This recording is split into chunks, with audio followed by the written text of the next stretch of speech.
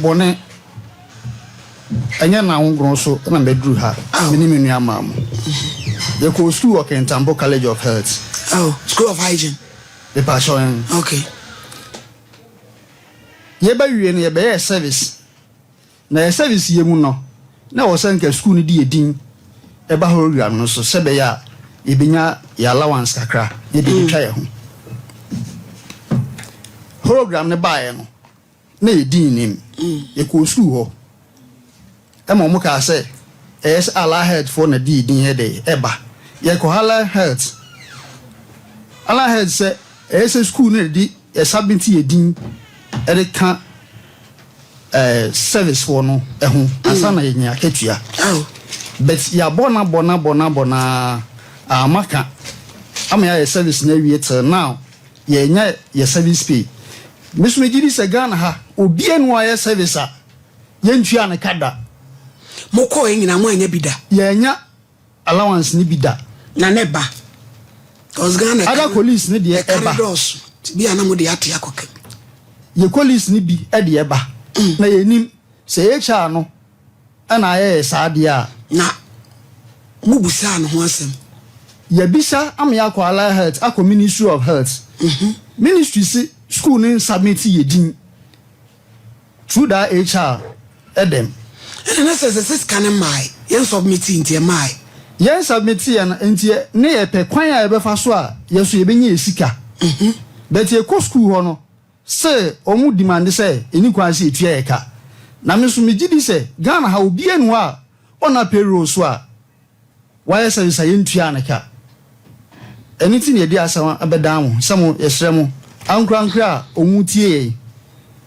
any institutions a omwatwa ehu ahia nananom obi anka bi maye I hope say school no etwa kontomo afa etiko ade we so eni babia betimi esi not even in Togo na asase mu betimi aye dey esi enti esrem say ankra ne obi o ka bi ewom bia no omumwaye ne ensanka ya allowance say ne mawie e pa chon an ti kamu calculate anka skasen na omude mokai sika nko ne be ma is about 10,001 obia ankra bia vanze 110 million old is kanu e pa chon na de no ye in charge no mu bono no o se de almost sandwich for oyin tua e ka mo be sandwich no na na mo ada colleagues ni bi o me sandwich for ni bi tua o mo ka de bi ho mo saka ho sika asem isi edi say ye wie November nim last year na 2 months ago and 3 months ni but ye ko school ho na omsi entua ka no but ebi mu so ensa ka musika se senti na entua ka ye na payroll so ye denti na mo din no o man timi an submit a ye kasa asem ni kire ye no na nke person ka papa ni say dem no enchirem asecha o college no on chirem mubusa na osedan o ma se ni an say eni kwan se etua ye ka se dinti ho na mentia ye no na obi anso ntiase my bibi no de atem ana obi nim ye ni school fees ka mo me say kwa na mo do so na mo na mo di animu ye do so pa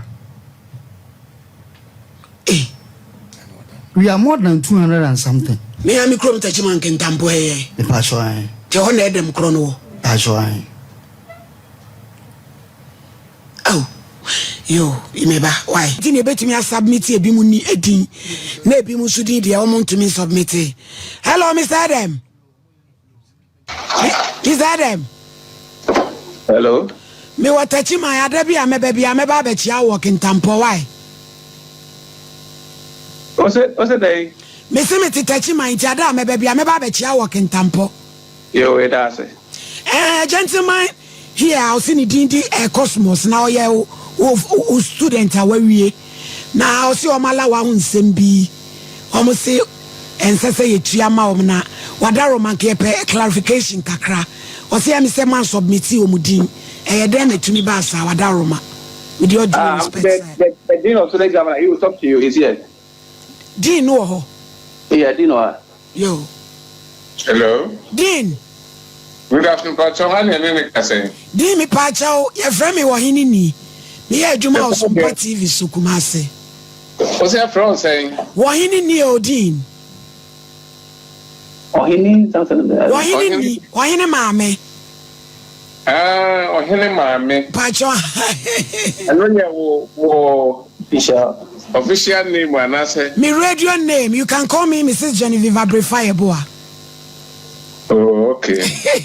Me Pacho branch ebi was a friend of Cosmos. Oni maiwa mienu. Omo si omo ba school hobby na. Me say omo ba ye no omo enya alawada. Ni kire mu nyina ne say mo say omo ntimi an submit wo mu din. Efe de tosu mienu so ensese ye tua mo. Me Pacho. Nyabotre yanka no ba ko. Matidin. O say na omo ba ye national service. Omo ba ye service. Yantua national service. Me Pacho ID. Yantua omo kada. Na omo busemu a mo se ensese ye tua omo ka. Me wa so omo other colleagues bi nso de ye tua omo ka. De wo Ohima Papa. National service ye no omo ni twakabia o. Sa. Ayo. Me Pacho daddy ye gina so ma me na abrante no ha no no ankyerem. Cosmos Pacho din se oni mu ni twaka bia na ade na mo de asem to no so. School no o twaka because other schools na yes submit omdin na yetu omoka omoye national service. The College of Health. The Pacho. O si school ni netu a omoka. There be ministry etu omoka but yeah College of Health e be sandwich yentu ayeka. Na se Pacho Cosmos se nyes school no ne betu aka de aden na say Mr. Adam ni din mu na mo ho akadwam. Ya ko Ministry of Health. Ministry of Health say esenka HRO school e na submit ye din edeko. Na din na ana from so ne wo no. Wo mu din no yese man timi submit. And come from so go bia from so. Yo na ede no mu din no anko wada woroma. Are mbato bi sana say so omo din kan wa omo ye den na national service no. What's the Mudin can wear then? I'm national service. Yeah, national service, but your allowance, Yensan. Yatingas committee or dinner. Where there is service no. It's Mr. Adam, one submitting in Swamia Jumano, a dear no musican in Swamba. Please, I mean, a year at your muka. Okay, they say, wait, no, 9 year. Oh, 9 year.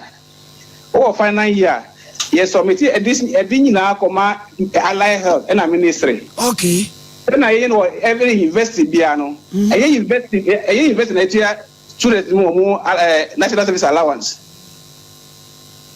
What did they can say? Meet and yeah, see, say, best meeting a dinner, Allied Health Professional Council and the Minister of Health or Allied Health Professional Council submit the need for Minister of Health. So need come one.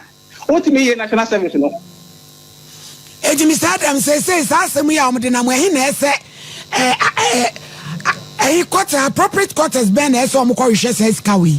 My uncle Allied Health Professional Council, why? Our cry, and yeah, Obian National Service Allowance or Intensive Allowance.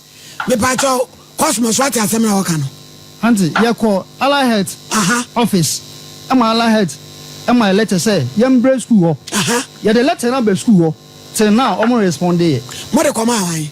Yeah, the letter number school. What school? Yeah, what do you call it? What the command? What the mind? Yeah, and you submit through post office. Yes, but what the my Cosmos? Post office. Post office. And a letter. It is a be almost like a show on Sanka. I don't know, Mamma Fanko in person. Mommy, what you? Miss Adam meet you. And almost immediately when I a director of the school another day. Also, I'm family HR. Almost a letter on what the time I get HR and not director. Was it almost addressed to the director? Not director, somebody HR would be deep or really the same heading. There be entremuka clarification. Ada Romani Yebusa on Kaswai Bibia. It's what do you mean then? Say, Mr. Adam, we report an out sending message, Mammy Eliano. Or use threatening message, say my respond here, or very publicly me image. Why? Oh, reported the me number way run. And no threatening war. Yes, this one was telling me video. They man respond here. Over publishing me image. Say me na me tell her na me Jiska. Mr. Adam. Yes. Nipacho, please forgive me. I'm the hostess of the program. No, but the number that on what basis? Mr. Adam, me no kasampacho tie me die kakra. Me no kasa e se me ngu ani mo ase. Obi an kasam boni bia. Me kra na me bie asem nim. Ama obi a hunu ba bia esese obi a ejina. Eti me kra na maboa wo. Me bie mu mama wo. Watchre mama obi a hunu se enya wa enti no threatening ben. I be yes papa ni say wo threatening ade. Also threatening is about publishing no dey be wadisika e dey asema ya no e Mr. Adam me pacho di ono kasa ene wa hanti di okan eno kan ontie for Mr. Adam me say my name is Adam or send me video no or say my respond here or be publishing me image our platform so that mean me tina Kintampo ha me ye dey say me ye ona kai me pacho send you audio na ono an eno kasa audio this an audio audio ni wa phone so e wo me has see ah on say on the phone so phone we so see ah me pacho number na ene kasa so na Sunday o sa de na hold on me number na Sunday video bi an trate wo ba bia and every mo office number ko mo office number ko Mr. Adam me pacho wo de say no o say letter no o ma address Eddie ama director nti anya wo waso ye ne beba. Yes, number was the audio number me 0242056978. The same number. Yo mate no asebate no ye be so ebe ye hwe ni mienu nyina. Ti say no we mu no ye no wo monko. Number to say omu do address me number school na me director of the school and me vice chancellor. Na say mo Cosmos most my address letter to the director. I don't head them na mo friend ono director ono as HR on answer meeting dey call Allah head office and na ma konkran ya ma mo letter say mo family school no most my address ya ma director say director ni sa kan yo say ni san kan yo na ma betwe ma be gina TV so on say e fa bi no antwe yi me dey me show hiso me kan no kra bi a kire auntie no question me say ya address it to the school Cosmos edim yo Mr. Adam itie Mfacho oye juma radio station na o director ho. Pacho. Atem sia say e bo director man yata na be ba ho. No correct. And director na be frɛ ho. No correct. Say this radio station na o di na be call outside na director di na be call. Say director. And me director me principal secretary of the school. Now BBC enyo Cosmos na our friend no enyo on na ye HR. And I mean power no and surpass that of the director of the school. And now obi addressing issue my director. Now the me call a radio station say me na me submitted the no. I didn't know can part of any me na me submit here. Yo Mr. Adam me pacho wo de say no letter no na che say no omo na so be follow up. Edi omo letter chi no omo de be ko ba bi ese so omo de ko. Wow. Mpacho nti omo yi me di film why. Yo, thank you very much for your time actually. Thank you. All right. Papa, munko di letter nechi. Why Cosmos? Na se mu di letter nechi. Na director ni saka letter no. Na wanti mi amamu answers papa bia. Then ye bebem na ya ba beboam. Why? Edimra na yedi adwuma. Cosmos, enye say di asem die. Kamokra mo de yakoto asem.